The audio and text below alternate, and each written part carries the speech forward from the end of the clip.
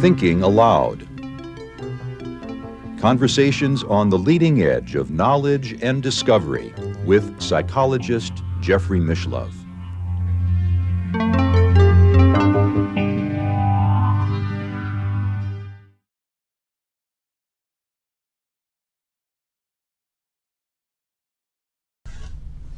Hello and welcome. I'm Jeffrey Mishlove.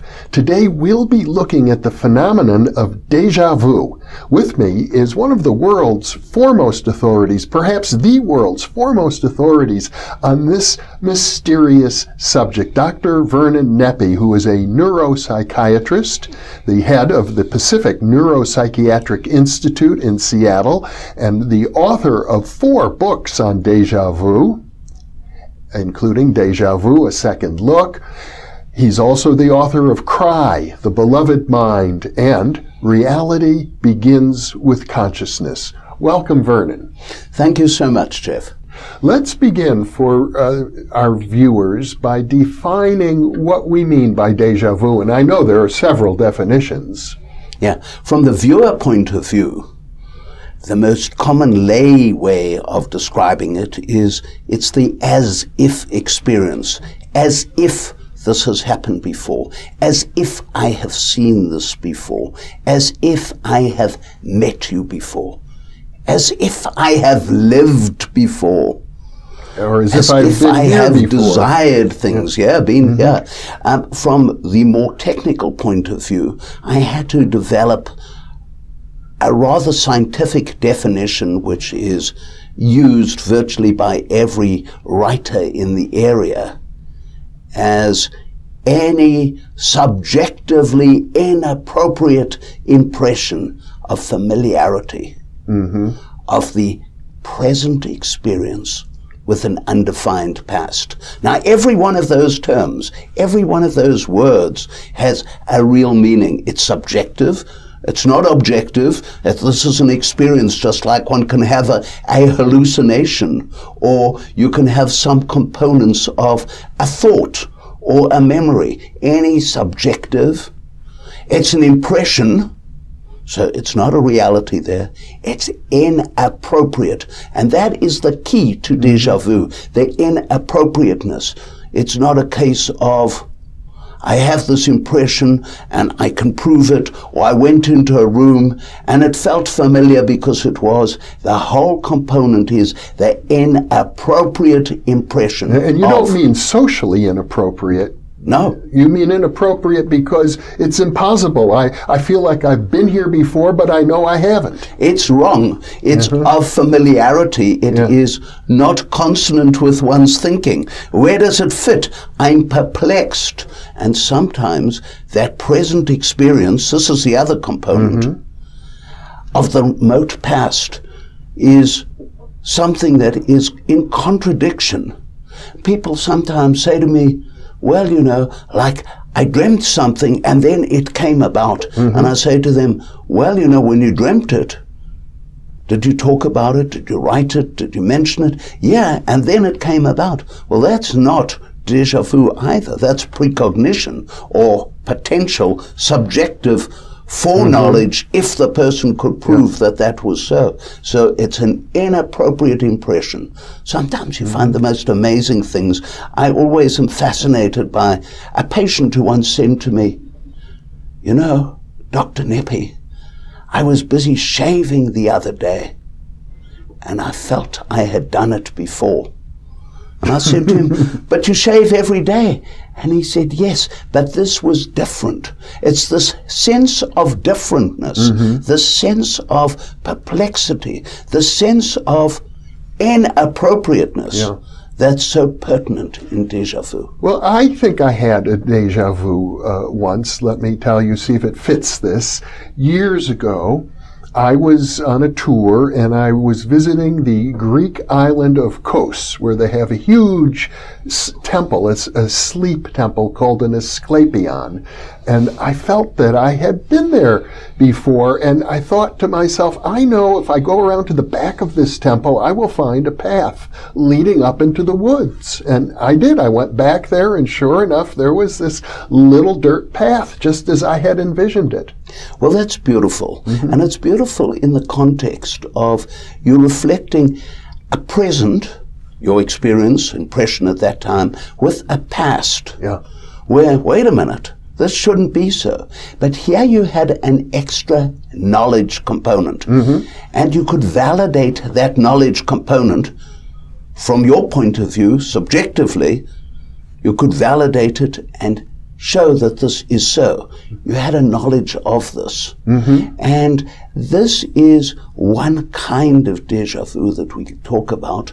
And I sometimes call it subjective paranormal experience or subjective psi experience, déjà vu. What happens there is you've got the awareness and you're able to predict the next stage. And very often it's a prediction of the next stage in the past. Somehow, I know I have been here before, and when I went into this next room, there it was. I knew there would be that bureau there. Or sometimes it's, I know what will happen next. And sure enough, this person walks in just as one had that impression. Now, this is not precognitive per se, because it's coming out of one's present and going into the future. So the important thing about subjective paranormal experience déjà vu is there is this time shift, the shift forward or the shift backwards with a knowledge, as opposed to another kind of déjà vu, which would be psychotic déjà vu. The person will come along and talk about it, and they will also maybe have a knowledge and awareness. I'm sitting there and I'm talking to you, and suddenly I had this impression that you were sending me a message. You were reading this newspaper. And in the newspaper, you were sending me a special message. The CIA is after you. Go get a shotgun. And the patient will perceive this as very much a sense of, yeah, I know what will happen next. But these psychotic déjà vu patients, they can't predict anything. There's this vagueness. There's this limitation. Now, a person with subjective paranormal experience déjà vu, you might say, well, prove it. Prove that that would have happened or that had happened. That's not so important because it's subjective. For them, it is this inappropriate subjectivity with the sense of shift of time, sometimes a sense of shift of space as well, but it's mainly a time shift in their own consciousness that they can validate or think they can validate, as opposed to these psychotics where they have a delusional idea, or they might have something that is hallucinatory. And sometimes these things might be utterly complex. And that is very, very different. So we've elaborated already 2 different kinds of déjà vu. And I know you have 4 main categories. Exactly, yes. So presumably you're asking about the other 2 categories. We might as well get it all out on the table. The one category that is interesting because it's what evoked my interest in this whole area. When I was a medical student, my professor of psychiatry was busy lecturing on déjà vu. And he made the comment, as was prevalent at the time, that déjà vu is a symptom of temporal lobe epilepsy. And this was prevalent. It probably still is prevalent. Well, the problem was that 70% of the general population then have temporal lobe epilepsy. And I said to myself, wait a minute, how could this be so? And I started looking at the literature on temporal lobe epilepsy. And this is why I ended up doing a doctor of philosophy degree in a department of psychiatry and a department of neurology in a faculty of medicine, looking at this, saying, temporal lobe epilepsy, could this be déjà vu? And I had to find a control group or comparative group, and I looked at these schizophrenics and looked at psychotic déjà vu in terms of that. And So I was told this, and I thought, this is ridiculous. And the more I spoke to people, the more I realized, and maybe 3/4 of the population, and when you look at studies right around the world, it varies, but generally it's roughly 70%, 3/4 of people report at least one instance of déjà vu in their lifetime. And this just is the simple kind of déjà vu. This is what I call associative déjà vu. It's an association. You walk into a room, you're going for a job interview, so maybe there's a little bit of anxiety there. And psychodynamically, psychologically, you want to get rid of that anxiety. And you walk in, and suddenly that picture hanging on the wall is all familiar. Except you don't perceive it as that picture. That whole room is all familiar. I've been here before. It's okay. I'm safe. So here's the perplexity producing the relief of anxiety in terms of psychodynamics. And it might be linked up with that picture, which might have been a picture that you had seen before in some other context or looking a little similar. It's the part reinstating the whole. It reminds you of something. The technical term is red integration, but you don't see it as a reminder. You see it as, wow, I have been here before. In other words, you're not remembering all of what you've forgotten, and you're not forgetting all of what you should be remembering in toto. And so this part reinstating the whole, maybe with a psychodynamic component, is associative deja vu. A psychiatrist colleague of mine was very guilty. He used to smoke cigarettes, but when others didn't notice, in his office, he'd quickly put it out, and his wife would be very upset. And he would find he'd go off to the store to buy his cigarettes, and suddenly he would get this sense of awareness. Oh, I've done this all before. Well, again, it had, but it's the perplexity. It's, now, why is this happening? It's a different place. I've been in visiting a different store. It's not quite the same of what I've done. And this is the associative deja vu. Which is the most conventional of explanations. By far the most conventional, the most obvious. And then, of course, there were these temporal lobe epileptics. And how does that work? Well, this is the thing that fascinated me. I said to myself, first of all, is this really occurring only in people who have seizures, are epileptic? Because there are different kinds of seizures. Exactly. The grand mal, the petit mal. Right. There are different kinds of seizures, and they come from different areas of the brain.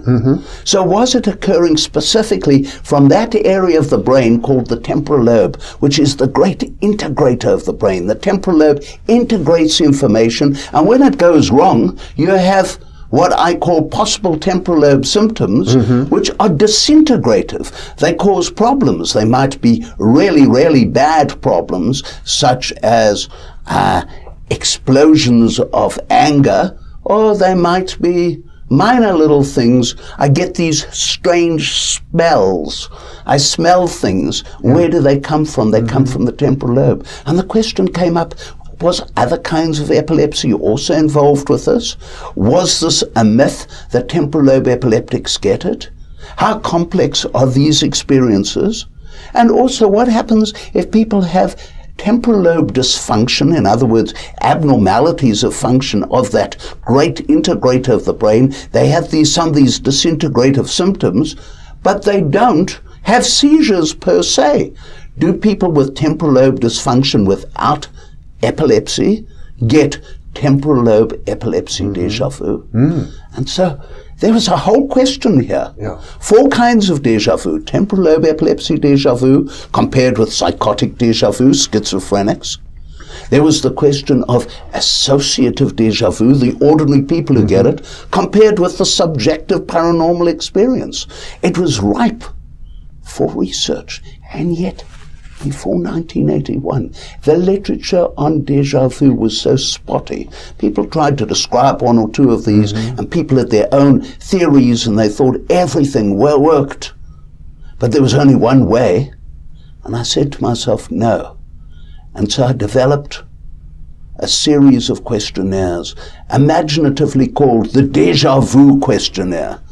Later on, it was a revised Deja Vu questionnaire, and I screened out people for the 11 kinds of déjà vu that had been described at the time.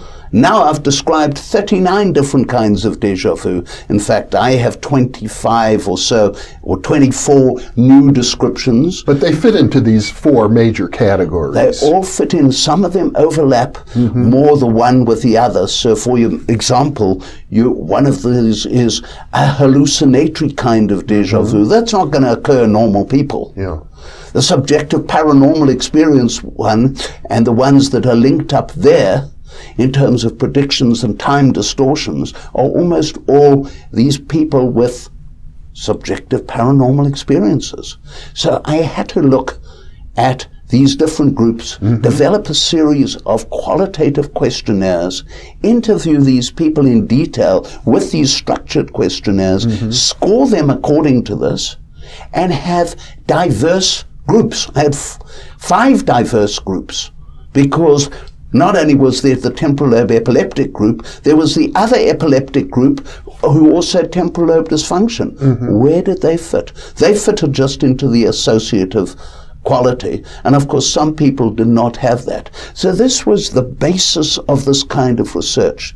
And it's been a gradual exploration. For example, about earlier this century, my colleague in Switzerland, Dr. Art Funkhauser, who I suppose would be the second most aware person of déjà vu around, and who co-authored some works with you. He co-authored, or he was one of the authors of the book Deja Vu, A Second Look. So we did that as an edited book. Yes. And I also, at the same time, retranslated my book and updated my book, The Psychology of Deja Vu, and I called it Deja Vu Revisited. And there were so many different terms, and they're really hard to find, because do you put accents, and where do you put the accents in terms of the French terms, because everything is in French, that I developed a third book called Deja Vu Glossary and Library, where I had all the references in it, and I had a glossary of these different terms. But we're talking about these different things. We had Dr. Funkhauser and we had myself looking at, were there some other terms from the 1890s predominantly, the early 1900s, that had been neglected, that hadn't got into the literature, and we discovered 5 more. So initially there were 34 different, if you want, déjà experiences. These as-if experiences. As-if experiences, these subtypes, psychotic. Inappropriate as-if experiences. Inappropriate as-if, but as-if implies the inappropriateness. So there were 34 experiences like this, déjà experiences. And we discovered way back that there were 5 others. And one of them was hilarious. In fact, there were 6 others, because there was a term déjà rêvé, the already dreamt experience. And Dr. Funkhauser and I did our theses at the same time in 1981. And we both had described déjà rêvé. And so this was like a common term that we had both described quite separately. And here we discover that this was from way back in the late 1890s. Somebody else had written about it, but it had never been carried through. There's a whole beautiful history here, a history even in terms of the literature, beautiful literature. Now, if it was already dreamt, and I've certainly had that impression that, I dreamt that I was here before, the vaguest sense of it, but that would be, as you said earlier, a precognitive dream. Yes, it can be. And of course, there are those who say, well, surely that proves reincarnation. Well, first of all, nothing is proven with something is subjective. Yes. But or as subjective as these déjà experiences. Right. But certainly one component of the most highly developed already dreamt experience could be the already lived experience, déjà vu, where you feel that you're right there. It's fascinating, incidentally, that I've developed these now 24 odd terms in Deja Vu, different kinds of experiences, and I don't speak the language French. And my accent, therefore, I have to try and think and put together these components. And I had to, at one point, work with a professor of French in terms of making sure I had the right kind of linguistics. And every so often I get people saying, no, this ought to be written this way. And then I'll get another native French speaker linguist who will argue, no, it should be written that way. Well, I assume that it goes back to the great French psychiatrists of the late 19th century. It does, and psychologists in that regard. And they wrote it in Revue Philosophique, and therefore is the debate of who invented the term. And it depends, la sentiment de déjà vu, does that count as the first term in relation to it? So it goes back to Boirac and to Arnaud, and people could debate who is doing this. And of course, way before that, you find it in David Copperfield with Dickens, and you find Rossetti writing a poem about it. And you find even in Latin, Publius Ovid describing this. And you find St. Augustine involved. So it goes back all the way historically. St. Augustine was the first one who tried to explain it due to evil spirits. In fact, when you start looking at the literature in Deja Vu, there are around about 72 different explanations. And people would try one. And of course, it doesn't quite work. And so you find Bannister and Zangwill doing some wonderful research in the late 1930s, going on a little first with visual and then with smell, olfactory, what they call paramnesias, inducing déjà vu by these visual exposures and incomplete forgetting. And then you find later on work in terms of hypnosis and other kinds of exposures at that psychological level, and people somehow not linking up. Very often there's a multifaceted component. When I did my research, I thought it was very simple. You've got these 4 phenomenological subtypes, and they're all beautifully, beautifully separated. I was very lucky. If you draw a graph and you have a horizontal and a vertical line, you have effectively 4 different quadrants. Was wonderful.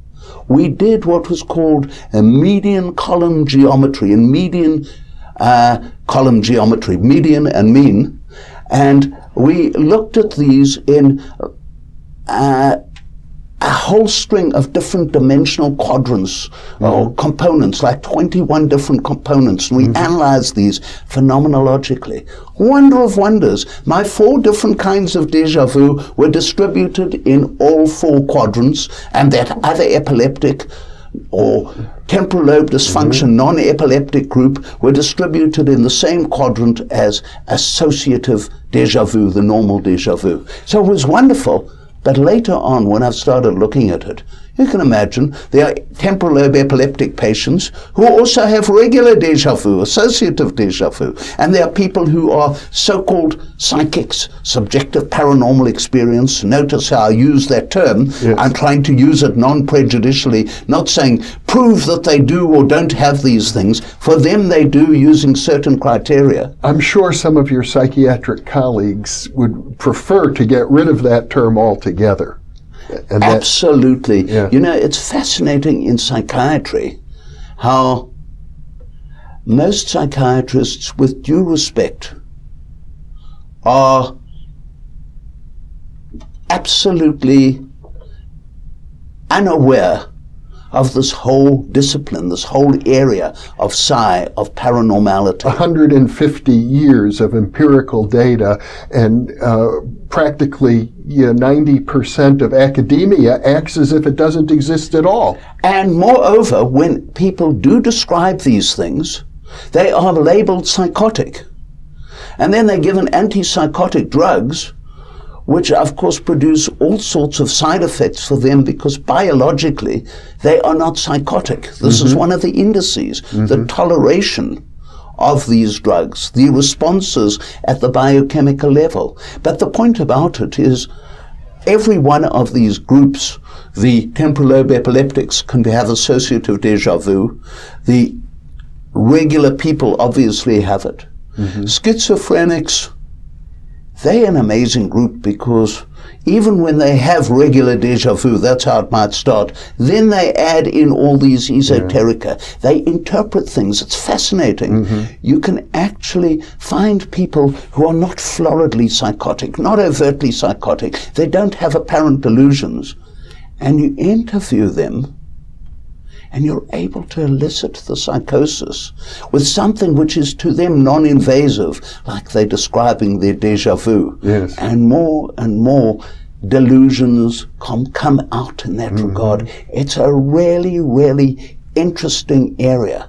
But there's another fascinating area that I hope you'll ask me about. You're going to ask me about the phenomenological side of deja vu. Well, we're almost out of time. So this is why I want to bring this to your attention. The importance of this work is not only looking at deja vu itself.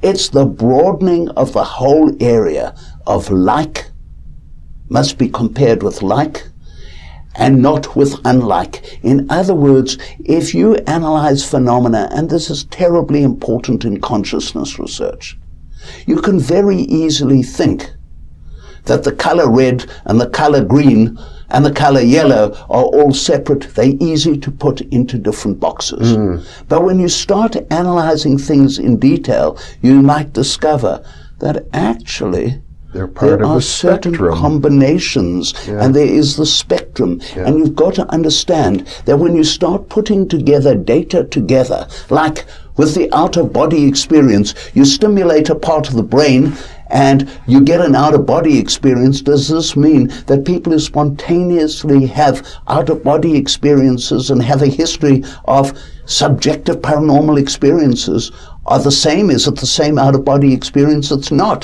Phenomenologically, you can differentiate it. And to me, the key of this work on deja vu is far more than just the deja vu, which is esoteric. Yes. What is important is in consciousness research, in neurology, in psychiatry of the brain, you've got to make sure like is equivalent to like and not equivalent to unlike.